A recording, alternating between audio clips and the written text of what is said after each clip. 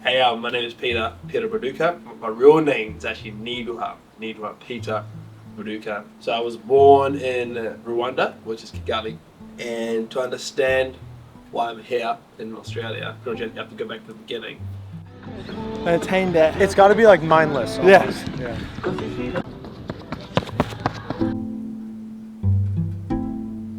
So when I was born, a genocide occurred in Rwanda, and like Romeo and Juliet, was pretty much a tribal cleansing. And my mom, I believe, is Hutu, and my dad is Tutsi. One tribe was trying to kill the other tribe, and for our safety, we had to flee Rwanda. We're definitely blessed because my dad was a missionary around Africa and also international, and he knew a few people in MAF, which is MAF, and they helped us move from Rwanda to Tanzania. As a refugee, you're always running. You never stop running. So my parents decided we'll just leave Africa as a whole because they looked in the future and they did not see a future for us kids there. So we learned how to speak English, how to interact with Europeans, as well as learned pretty much how Europeans talk. Because obviously Africans talk differently to how Europeans talk. The way we gesture, the way we use hands, all that kind of stuff. So yeah. So when I was 10, we left Tanzania to New Zealand. And I guess you can say that's where my mind was open to what's out there in the world. It was real cool. On the plane, there was a little map that showed you where you're going and stuff. And I was always shocked. We were like going this way, this way, this way, like still in the air. And we're not landing. So I was like, where the heck are we going? Because I knew America, I knew China, I knew like the Arab countries. So I was like, okay, we're still going, we're still going, we're still going, we're still going. And then you see like Australia, we flew over there. I was like, where the heck are we going? And then literally this small little island was where we landed. For me, I was like, it's a new home, cool. So another kid had a desire to be a professional athlete, work with troubled kids and support them in whatever way I can financially, and then have a family. So those are all my three things that I saw in my future. Track wasn't my choice at first, and so I literally was in this no man's land. I was like, okay, Peter, what's next? What do I do? I sort of walked away, did my own thing, but I met this girl. So I literally went to church for her. So I was like, put my best clothes on, went to church. Did not know anything. All I knew was I'm here for this girl. But again, it was through her is when I personally started like diving deep with the whole Christianity thing, asking questions. And I didn't know that a guy that I worked with, he's actually a Auckland's under 21s coach. And he's like, bro, dude, you got speed. And I thought about playing rugby. And I was like, really? And he goes, well, how about you come down to my club? We'll sign you up, set you up, and see where that goes. Like, cool. So I signed up, played rugby for his club. I was like, okay, is this the dream that I had at a young age? And at that time, my wife now, we were dating, and her brother-in-law, he was playing for this club. So I used him as a connection to get to this club, and then boom, did my ACL. So I was at the gym one time doing my rehab stuff, and I see a black guy. You know, in New Zealand, when you see a black guy, you say hi, you talk to them, you're like, hey, yo, where are you from? All that kind of stuff. Then he told me, yo, I'm a sprint coach, you know, that's what I do. I'm like, bruv, I'm a rugby player, I'm a winger, just had knee surgery, I need to get back to my speed. I would have been 24, 25, around that age. And then it was through him, he's like, buddy, I think you got better talents on doing track than rugby.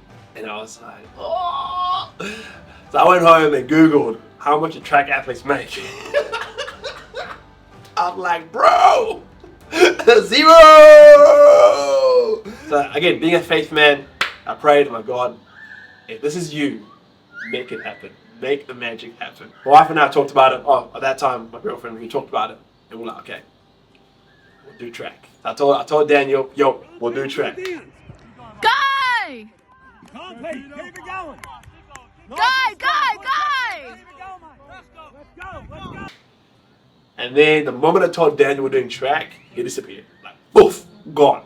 So coach number 1, I was with him, and he left when I was 25. And the second coach came in that same year, and then he left the following year. So literally, like, I was available for a year, and then he left. I met a guy, I met another coach, and he then left probably after 2 years. So probably say in four years, I went through 4 coaches. Throughout this 4 years of dropping coaches, I'm still running, and I'm learning bad mechanics. There was one race that occurred in nationals where I did both my Achilles, and I should have scratched, but I thought I'd muscle through, and didn't muscle through, and I ran 12 seconds. 12 seconds in the finals.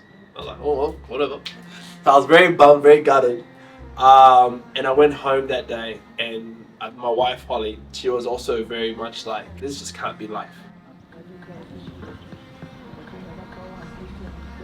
Like, we're just going through the rat race of going to work and coming home and then work the next day. We both were like, well, what do we do? What do we do? Where do we go? That kind of stuff. Australia was on my checking list, but the goal was to, like, once I'm running like fast 10 seconds, then come to Australia, because everyone here is fast. So to come to Australia running 12 seconds, I was like, I'm not ready for this. I'm not ready for this. But I'm like, hey, we got the green light. Let's go. Wait, Drew. Stay. Having a daughter, it reshapes everything, because they become the center. They become the yoke. She was born in January the 21st, 2021. So when she was born, literally my first thought was like, oh my gosh, yay, baby. And I was like, how the heck am I gonna do this? So I'm a father, I'm a husband, I work, and I'm an athlete. Like, that's like 4 big things that require a lot of attention. So that's where I realized, for my training to work, I gotta be training at 5 a.m. So literally, I'll get up at 4 a.m., be at the track by 4:30, so I can warm up and be ready for 5, and be at the track for an hour and a half, be back at home by 7, because my daughter gets up at 7 at that time, and then get myself ready, go to work. So it was very much, that was me for a whole year of just, those starts were rigorous. And the one thing I really love about my dad was when I started playing football in high school, he told me, my job as a father is to make sure you're fed, you're clothed, and your school is paid for. And so that thing that my dad put in me made it possible for the 4 years. So that was very much a big motivator, because I knew that, am I all in? And if I am, this has to work. Or it's time to bail because I got a daughter. Okay. Down. Here. Wait. Yeah. Good. There we go. And that's what I was like. And I got a very strong conviction that I'm called to be a sprinter. So I was like, I got to honor this calling. And so I was like, you know what? I'll do both.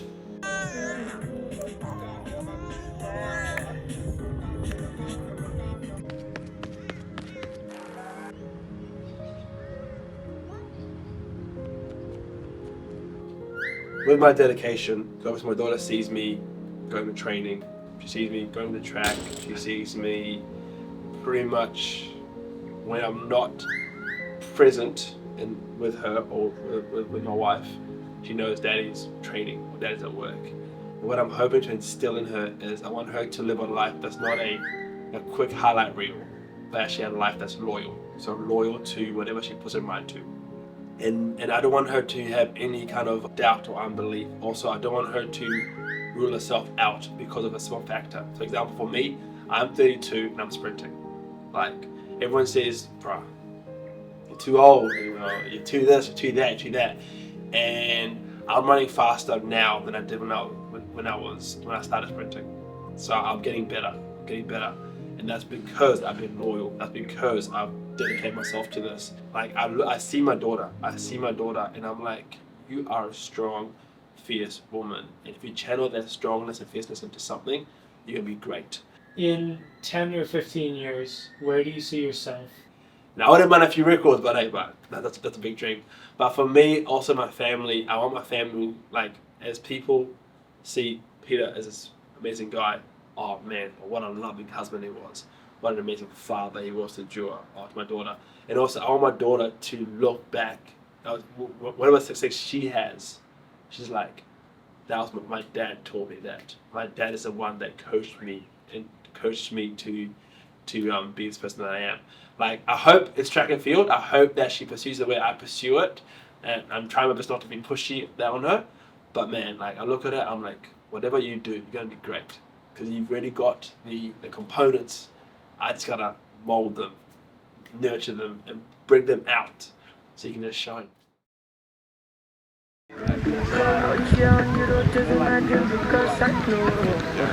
Yeah, I'm done now.